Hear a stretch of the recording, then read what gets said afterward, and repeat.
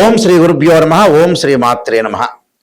July 21వ తారీఖు నుంచి 30వ తారీఖు వరకు కూడా మేషాది ద్వాదశ రాశుల యొక్క ఫలితాలు ఏ విధంగా ఉన్నాయో తెలుసుకుందాం. ఇవన్నీ కూడా గోచారరీత్యా చెప్పబడే ఫలితాలు అంటారు. అంటే this is the transit system అంటారు. అంటే గోచారం ఎప్పుడు కూడా సూచనలుగా మనం గమనించాలి. అంటే ఈ 10 రోజుల్లో మనం ఎలాంటి నిర్ణయాలు తీసుకోవాలి, ఉద్యోగపరంగా, వ్యాపారపరంగా, ఆరోగ్యపరంగా, పిల్లల చదువుల పట్ల, శుభకార్యక్రమాలు కానీ, అలానే వాహనాలు కొనుగోలు చేయటం కానీ, ఇళ్ళు, ఆస్తులు, రైతులు వీళ్ళందరూ కూడా అంటే ఇళ్ళు కొనుగోలు చేయటం రైతులకు ఏ విధంగా ఉండబోతుంది, వృత్తి ఉద్యోగ వ్యాపార రంగం వాళ్ళకి ఏ విధంగా ఉండబోతుంది, అలానే విద్యార్థులకి, స్త్రీలకి ఏ విధంగా నిర్ణయాలు తీసుకోవాలి, ఎలాంటి నిర్ణయాలు, ఎలాంటి జాగ్రత్తలు, ఎలాంటి అప్రమత్తతంగా ఉండాలి అని తెలుసుకోవాలంటే ఏంటంటే 10 రోజుల్లో మనం చెప్పిన ఫలితాల్లో ఎలాంటి నిర్ణయాలు తీసుకోవాలనే విషయాలని మనం తెలుసుకొని ముందుకు వెళ్ళాలి. అంటే కొన్ని జాగ్రత్తలు, అంటే ఇది చేయకూడదు, ఇది చెయ్యాలి, ఇది చేస్తే మంచి జరుగుతుంది, ఇది చేయకూడదు ఈ 10 రోజుల్లో అనే నిర్ణయాలను నిర్ణయించేదే గోచారం అంటారు. అంటే చెడు జరగాలన్నా, మంచి జరగాలన్నా వితిన్ సెకండ్ పట్టదు. ఒక నిర్ణయం మనం తీసుకునేటప్పుడు ఆ నిర్ణయం అనేది చాలామంది కూడా ఒక నిర్ణయం తీసుకునేటప్పుడు పొరపాట్లు చేస్తుంటారు. ఆ పొరపాటు అనేది జీవితాంతం ఆ పొరపాటు అనేది వెంటపడుతూనే ఉంటుంది. దానికి మంచి చేయాలా, చెడు చేయాలా, ఒక పెళ్లి సంబంధం కావచ్చు, ఒక ఉద్యోగం కావచ్చు, ఒక వ్యాపారం కావచ్చు, ఒక స్థలం కావచ్చు, ఒక ఇల్లు కొనుగోలు కావచ్చు, పెట్టుబడులు కావచ్చు, డబ్బులు ఇవ్వటము కావచ్చు. ఇలాంటి నిర్ణయాలని చాలా జాగ్రత్తగా ఈ 10 రోజుల్లో తీసుకోకూడదు, ఈ 10 రోజుల్లో తీసుకోవాలి. తొందరపాటు ఆలోచనలు పనికిరావు, అలానే కొన్ని విషయాలకు తొందరపడాలి అనే సూచనలు చెప్పేదే గోచారం అంటారు. ఈ గోచార రీత్యా కూడా గ్రహగమన గతులు ఏ విధంగా ఉన్నాయి 10 రోజుల్లో మనం చూసుకునేటట్టయితే కుజుడు వృషభ రాశిలోను, బుధుడు మిథున రాశిలోను, రవి కర్కాటక రాశిలోను, శుక్రుడు సింహరాశిలోను, శని జూలై 27 నుంచి మీనరాశిలో వక్రగతిలోకి వెళ్ళిపోవటం, గురువు కర్కాటక రాశిలో ఉండటం, అలానే చంద్రుడు కన్యా రాశి నుంచి కుంభరాశిలోకి సంచారం చేయటం, అంటే కన్యా, తుల, వృశ్చికం, ధనస్సు, మకరం, కుంభం వరకు కూడా సంచారం చేయటం, రాహుకేతువులు కుంభము, సింహరాశిలో సంచారం చేస్తుంటారు. ఇది ఈ 10 రోజుల గ్రహస్థితి. వీళ్ళందరికీ కూడా ద్వాదశ రాశుల వాళ్ళందరికీ కూడా ఏ విధంగా ఉంది, ఎలాంటి పరిహారాలు చేయాలో తెలుసుకుందాం. కన్యా రాశి వారికి 10 రోజుల పాటు ఏ విధంగా ఉండబోతుంది. కన్యా రాశి వారికి వచ్చేటప్పటికల్లా లాభస్థానంలో గురువు వల్ల ఆర్థిక పరంగా బాగుంటుంది. అలానే శుభ కార్యక్రమాలు నిర్వహణ చేసే అవకాశం ఒకటి ఉండటం, రియల్ ఎస్టేట్, కన్స్ట్రక్షన్ రంగంలో ముందుకెళ్తారు. వ్యాపార పరంగా, ఉద్యోగ పరంగా కూడా కీర్తి ప్రతిష్టలు బాగా పెరుగుతుంది. అలానే ఒత్తిడి బాగా పెరగటం ఒకటి, మానసికంగా కొంత ఆందోళన కూడా చెందకుండా ఉండండి. ప్రతి విషయానికి కూడా కొంత మానసికంగా ఆందోళన చెందకుండా ఉండండి. బంధుమిత్రులతోటి కూడా కొన్ని చిన్న చిన్న గొడవలు జరిగే అవకాశాలు ఎక్కువ ఉంటుంది. ప్రయాణాలు బాగా పెరుగుతాయి. కుటుంబంలో కూడా చిన్న చిన్న కలహాలు రాకుండా చూసుకోండి. సమాజంలో కీర్తి ప్రతిష్టలు బాగా పెరుగుతుంటాయి. అలానే శుభ కార్యక్రమాలు అయితే కొంత వాయిదాలు పడే అవకాశాలు ఒకటి ఉంటాయి. అలానే మనం ఈ 10 రోజుల్లో వాయిదా పడింది కదా అని మరి మనం తీవ్రంగా ఆలోచన చేయకూడదు, మానసికంగా బాధపడకూడదు. ఎందుకంటే వీళ్ళకి జూలై 27 నుంచి శని వక్రగతిలోకి వెళ్ళటం వల్ల గతం కంటే కూడా ఆరోగ్యం అనేది బాగుంటుంది. 27 నుంచి కూడా ఆర్థిక పరంగా ఉండే సమస్యలు తగ్గుతాయి. ఆర్థిక పరంగా రుణ బాధలు కూడా తగ్గుతాయి. ఫైనాన్షియల్ పరంగా ఉండే డెవలప్మెంట్ కూడా బాగా పెరుగుతుంది. అంటే ఫైనాన్షియల్ పరంగా డెవలప్మెంట్ బాగుంటుంది. సమాజంలో కీర్తి ప్రతిష్టలు పోతాయి. అంటే కుటుంబంలో బంధుమిత్రులతో కొన్ని కలహాలు ఉంటాయి. నూతన వ్యాపారాలు ప్రారంభం చేయొచ్చు. వ్యాపార పరంగా అనుకూలంగా ఉంటుంది. వస్తువులు, గృహోపకరణ వస్తువులు ఇలాంటివన్నీ కూడా వాళ్ళు కొనుగోలు చేస్తారు. కానీ వీళ్ళకి 21వ తారీఖు నుంచి 27 వరకు కూడా మధ్య రకమైన మిశ్రమైన ఫలితాలున్న 27 నుంచి చాలా బాగుంటుందని చెప్పుకోవచ్చు. అయితే వీళ్ళు చేయాల్సింది ఏంటంటే తప్పకుండా దక్షిణకాళి స్తోత్రాన్ని పారాయణం చేయాలి. అలానే సూర్య భగవానుడి యొక్క ఆరాధన చేయాలి. సూర్య భగవాను ఆరాధన చేయటం ఒకటి, అలానే ఇంటిలో లలితా సహస్రనామ పారాయణం చేయాలి. ఏదైనా ఒక పుణ్యక్షేత్రాన్ని సందర్శన చేయటం వల్ల కూడా వీళ్ళకి మంచి జరిగే అవకాశాలు ఖచ్చితంగా ఉంటాయి. ఈ విధంగా ఉన్న ఫలితాల్లో మనం ప్రత్యేకంగా కొన్ని రెమెడీస్ చేసుకోవడం చాలా ఇంపార్టెంట్. ఆ రెమెడీస్లో ప్రత్యేకంగా కొంతమందికి ఏంటంటే ఉద్యోగపరంగా ప్రయత్నాలు అనేవి సఫలీకృతం కావు. ఉద్యోగం అనేది నిలకడగా ఉండదు. ఉద్యోగపరంగా కొన్ని ఇబ్బందులు కలుగుతాయి. అంటే సూర్యుడి యొక్క ఆరాధన చేసుకోవాలి. సూర్యుని ఆరాధన చేయటం, గోధుమలు దానం చేయటం జరగాలి.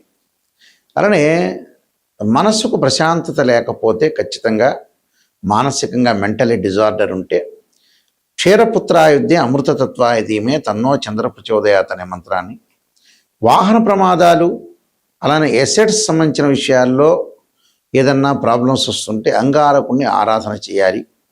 తత్పురుషాయ విద్యే మహాసేనాయ ధీమే తన్నో షణ్ముఖ ప్రచోదయాత్ అనే మంత్రాన్ని, అలానే ధనపరంగా ఇబ్బందులు, విద్యార్థులకు ఇబ్బందులు కలుగుతుందంటే ధనపరంగా ఇబ్బందులు ముందు కలుగుతుంటే కుబేర మంత్రాన్ని, ఓ మెక్షాయ కుబేరాయ వైశ్రవణాయ ధనధాన్యాధిపతే ధనం ధాన్యం సమృద్ధమే దేహిమే దాపైస్వ అనే మంత్రాన్ని, విద్యార్థులు దక్షిణామూర్తి స్తోత్ర పారాయణం చేయాలి. అలానే అమ్మవారి యొక్క ఆరాధన, ఆరోగ్యపరంగా ఇబ్బందులు కలుగుతుంటే శరీరే జర్జరీభూతే వ్యాధిగ్రస్తే కళేబిరి ఔషధం జాహ్నవీతోయం వైద్యో నారాయణహరి. వివాహం కానీ స్త్రీ పురుషులు ఎవరైతే ఉంటారో అమ్మాయిలు వరపాస్పతాస్ రుద్రాభిషేకం, అఘోర గౌరీపాస్పతాస్ రుద్రాభిషేకం, అలానే అబ్బాయిలు వచ్చేటప్పుడు కన్యాపాస్పతాస్ రుద్రాభిషేకం, అలానే కోర్టు సమస్యలు శత్రువులు ఉంటే కార్తవీర్యార్జునుడి యొక్క మంత్రాన్ని చదువుకోవాలి. ఇవన్నీ కూడా పరిహారాలు చేసుకోవడం చాలా మంచిది. అలానే ఇక్కడ గోచారం వేరు, బర్త్ చార్ట్ వేరు. బర్త్ చార్ట్ అంటే ఏమిటి అని అంటే గోచారానికి బర్త్ చార్ట్కి లాట్ ఆఫ్ డిఫరెన్స్ ఉంటుంది, గుర్తుపెట్టుకోండి. గోచారం సూచనలు 20%గా ఉంటుంది. అంటే ఈ 10 రోజుల్లో చేయాల్సిన నిర్ణయాలు ఇలాంటివన్నీ కూడా చెప్పేదే గోచారం, ప్రజెంట్ సిచ్యువేషన్ అని అర్థం. బర్త్ చార్ట్ అంటే ఏమిటంటే 16 డివిజనబుల్ చార్ట్స్ చూసి మనం ద్వాదశ భావాలను ఎనాలిసిస్ చేసి రాస్యాధిపతుల్ని, అలానే దానిలో ఉండే గ్రహము, ఆ గ్రహ దృష్టులు, నీచ ఉచ్చ స్థానాల్ని క్యాలిక్యులేట్ చేసుకోవాలి. ఎందుకంటే భావాధిపతులు వేరు. తనుభావం అంటే లగ్నం అని అర్థం.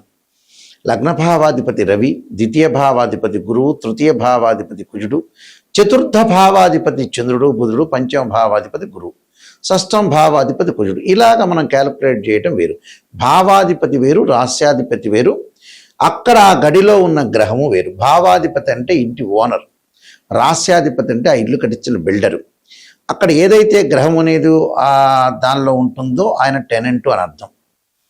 అంటే జాతకంలో గజకేశ్వర యోగం ఉందా, రవిబుధాదిత్య యోగం ఉందా, చంద్రమంగళ యోగం ఉందా, లక్ష్మీ యోగం ఉందా, విదేశాలకు వెళ్ళే యోగాలు ఉన్నాయా, సంతానం కలిగే యోగం ఉందా, పెళ్లి యోగం ఉందా, ఎప్పుడు పెళ్ళి అవుతుంది, ప్రమాదాలు ఏమైనా జరిగే సూచనలు ఉన్నాయా, ఇన్ టైంలో మనం ఎలాంటి నిర్ణయాలు తీసుకోవాలి, ఎలాంటి పరిహారాలు చేసుకోవాలి అని దశలు, అంతర్దశలు, సూక్ష్మ దశల్ని, ప్రాణదశల్ని క్యాలిక్యులేట్ చేయాలి.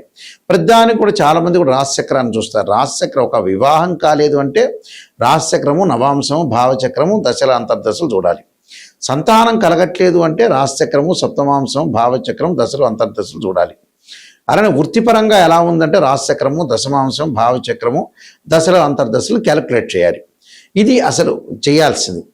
అలానే యోగాల దగ్గర నుంచి కూడా దానిలో వైదిక ఆస్ట్రాలజీ అని, బివి రామన్ అని, అలానే కేపీ ఆస్ట్రాలజీ అని, ఇలా రకరకాల మెథడ్స్ అనేవి ఉంటాయి. అంటే అయనాంశం ద్వారా కొన్ని క్యాలిక్యులేట్ చేసేవి కూడా కొన్ని ఉంటాయి. ఎందుకంటే కొన్ని గ్రహాల యొక్క మార్పులు కానీ, దాని యొక్క ప్రొడక్షన్ కానీ కేపీ పద్ధతిలో ఏ విధంగా ఉండబోతుంది, వైదిక ఆస్ట్రాలజీలో ఏ విధంగా ఉండబోతుంది అనేది క్యాలిక్యులేట్ చేసుకోవాలి. మెయిన్ ఇంపార్టెంట్గా వైదిక ఆస్ట్రాలజీ చూస్తారు. సహజంగా కేపీ కూడా చూసుకోవచ్చు, దానిలో కూడా మంచి రిజల్ట్స్ వస్తూ ఉంటాయి. కేపీ సిస్టమ్ అంటే కేపీ సిస్టంలో ఏమిటంటే ఒక గ్రహం ఏ నక్షత్రంలో ఉంది, సబ్ లార్డ్ ఇలా చూడాలి. కొన్ని భావాలు, కొన్ని వ్యతిరేక భావాలు కేపీ సిస్టంలో చూస్తాం మనం. అలానే వైదిక ఆస్ట్రాలజీ, అలానే బివి రామన్లో ఉన్న ప్రొడక్షన్స్, ఇలాంటివన్నీ కూడా మ్యాథమెటికల్ క్యాలిక్యులేషన్ చేసి అనాలిసిస్ చేస్తే యాక్యురేట్ రిజల్ట్ వస్తుంది. యాక్యురేట్గా మనం పరిహారం చేసుకుంటే కరెక్ట్ రిజల్ట్స్ వచ్చే అవకాశాలు గ్యారంటీగా ఉంటాయి. కాబట్టి నేను నెంబర్ ఆఫ్ ఆస్ట్రాలజీ బుక్స్ రాశాను. కాలసర్పయోగం అని, కాలసర్పయోగ చంద్రిక, రాహుకేతువులు, ఛాయాగ్రహాలు, అలానే బృహత్ పరిహార సింధు, జాతక చంద్రిక, వివాహ మార్తాండము, పుత్రగణపతి వ్రతము, సర్వదేవతా గోత్రపులు part 1, part 2, prediction of astrology, transit system of astrology, ఇలాంటి స్వప్న శాస్త్రము, వివాహ మార్తాండము, అలానే నవగ్రహ దోషాలు పోవటానికి దశమహావిద్యల యొక్క స్తోత్ర పారణాలు, ఇలాంటి పుస్తకాలు నెంబర్ ఆఫ్ బుక్స్ రాశాను. ఇవన్నీ కూడా మా దగ్గర దొరుకుతాయి. రాజమండ్రిలో మోహన్ పబ్లికేషన్ వారి దగ్గర కూడా ఈ పుస్తకాలన్నీ కూడా లభ్యమవుతాయి. మా వెబ్సైట్ www.nayakanti.com, www.nayakanti.in కూడా మీరు చూడొచ్చు. నిజం తెలుసుకోవాలి అనేవాళ్ళు మాత్రం నాకు ఫోన్ చేయండి. ఎందుకంటే చాలామంది కూడా ఒక ఆస్ట్రాలజర్ని అప్రోచ్ అయిన తర్వాత పొగుడుతూ ఉంటారు. పొగట్టడం వల్ల పెద్ద ప్రయోజనం ఉండదండి. మీరు జాతకం చెప్పించుకోవటమే వేస్ట్ అని అర్థం. ఎవరైనా సరే ఒక నెగిటివ్ను మనం పాజిటివ్ చేసుకోగలిగితేనే లైఫ్. నెగిటివ్ని పాజిటివ్ చేయకుండా ఏదో అసత్య ధోరణిలో ఉంటే జాతకాన్ని చెప్పించుకోవటం దండగాని అర్థం నిజం చెప్పాలంటే. ఎందుకంటే ఎప్పుడైతే మన నెగిటివ్ను పాజిటివ్గా మనం ఓవర్కమ్ చేస్తామో అప్పుడే 100% మీరు కంప్లీట్ మ్యాన్ అయినట్టు, లేకపోతే అన్కంప్లీట్ మ్యాన్ అయినట్టే అర్థం. మనకు ఒక 6th అని చెబుతుంది, చాలా జాగ్రత్తగా ఉండండి.